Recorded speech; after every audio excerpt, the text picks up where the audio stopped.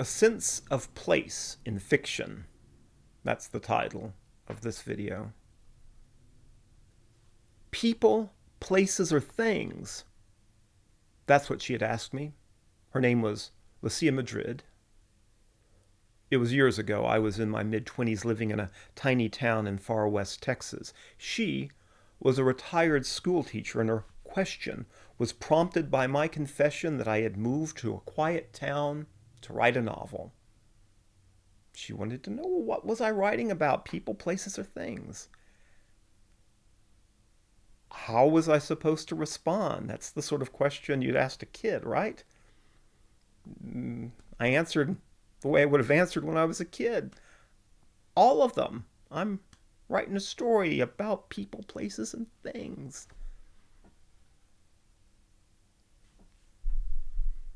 But the fact was that I was there in a place new to me, surrounded by novelty. La Junta de los Rios, the joining of the rivers, that's what they called it. It's where the Rio Conchos joins with the Rio Grande. And it was far from what I had grown up, surrounded by the modern world, living in Dallas.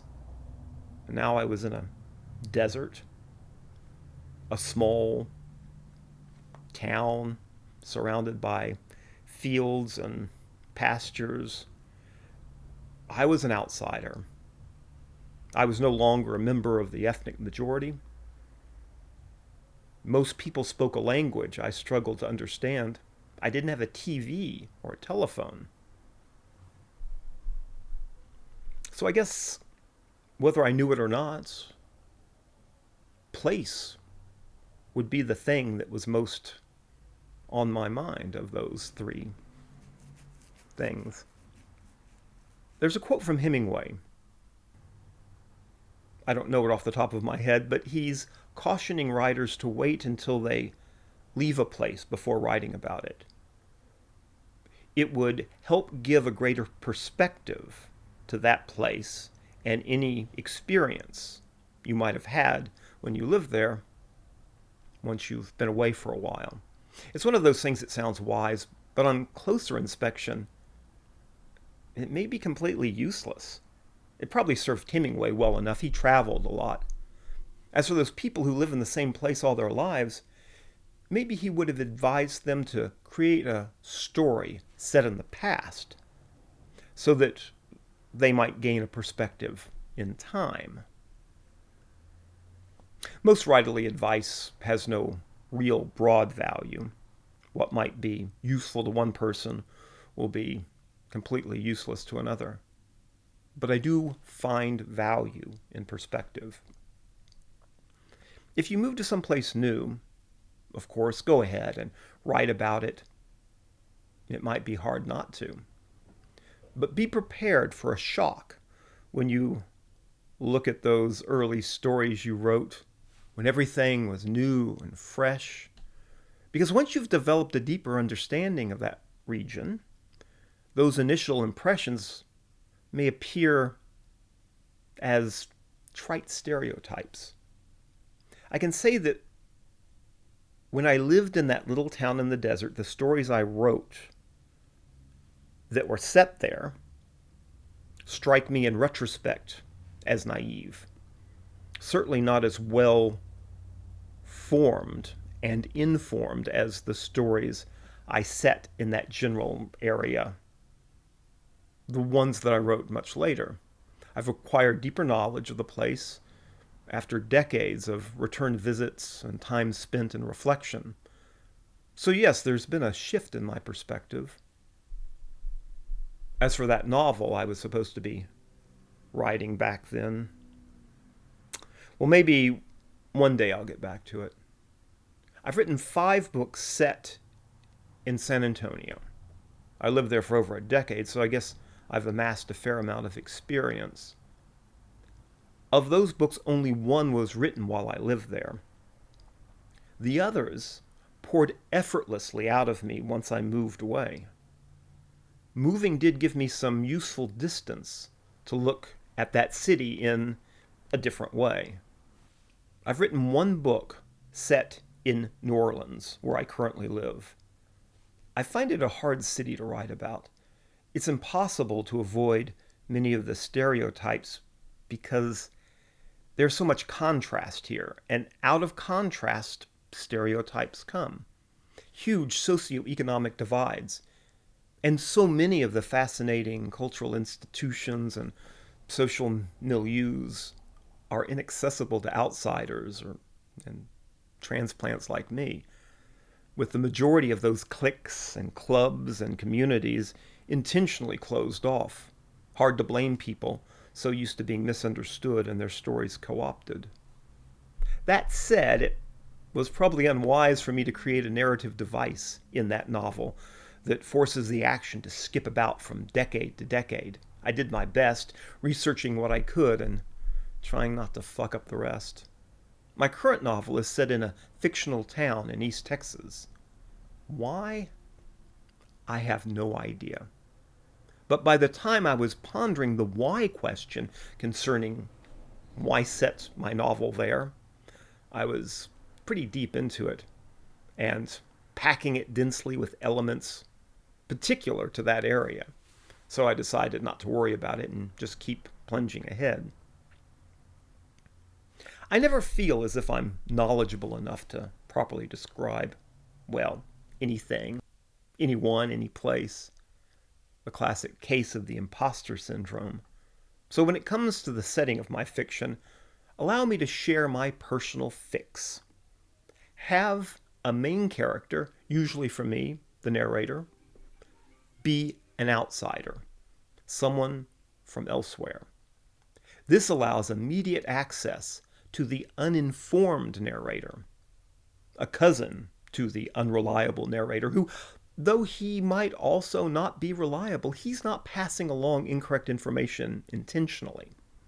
Plausible denial is a wonderful loophole, a crucial tip from the lazy writer's cheat book. It helps that I'm a fan of the fish out of water stories. There's also a danger that comes from knowing your location too well. I remember when I was reading the Milagro Beanfield War. One of the characters sets out up into the mountains for a day of fishing. Now, I read this book before I ever visited that part of New Mexico where John Nichols sets his novel. And I had no real idea what the place looked like. So I just assumed it looked like the deserts of far west Texas. And it wasn't until many years later that I realized that up in the mountains, there's these dense forests.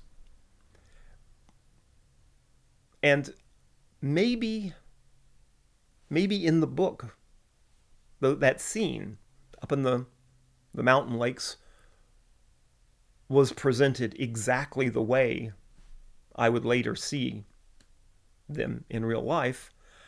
And just my mind or my memory of reading defaulted to my notion that all of New Mexico looks like all of Trans-Pecos, Texas. But there's also the possibility that John Nichols was so familiar with that part of the country that he assumed everyone else was as well. There's a fine line between too much and too little description. If you err on the side of more rather than less, which is how I lean, there will always be issues with accuracy. You can research, sure, but did you research enough? I'm sure there are many Western novels where tumbleweeds are lovingly described, their rough, thorny texture, the muffled, brittle clatter they make bouncing along on the wind through the prairie grasses. But if the story is set before the 1870s, when the invasive plant first arrived in North America, they would be completely anachronistic. Years ago in a writing class, I had someone point out to me that those live oak trees I had placed in a Pennsylvanian cemetery were not native to that state. I was embarrassed, seeing as I had actually lived there for about a year. I guess I wasn't paying attention to the local flora at the time. I, of course, vowed never to make such blunders again. I knew how to look up facts. It's easy, right? You'd think so. But recently, a member of my writing group pointed out an error in my current project. The novel set in a small East Texas town. That character purchasing a bottle of booze in a grocery store? Nope. They don't allow such things in Texas. And I knew that. Really, I did.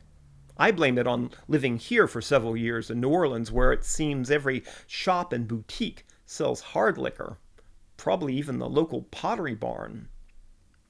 And you, what is your relationship with place, location, when it comes to the work you create?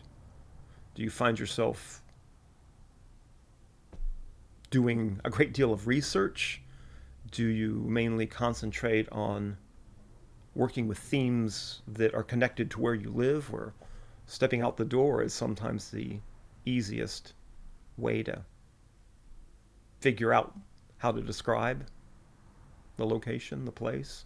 Or do you deal with places that were created strictly from your own imagination, which has its own fraught difficulties, which I guess comes down mainly to consistency? I'd like to know. I'm fascinated by other people's process. Anyway, thank you. I will see you later.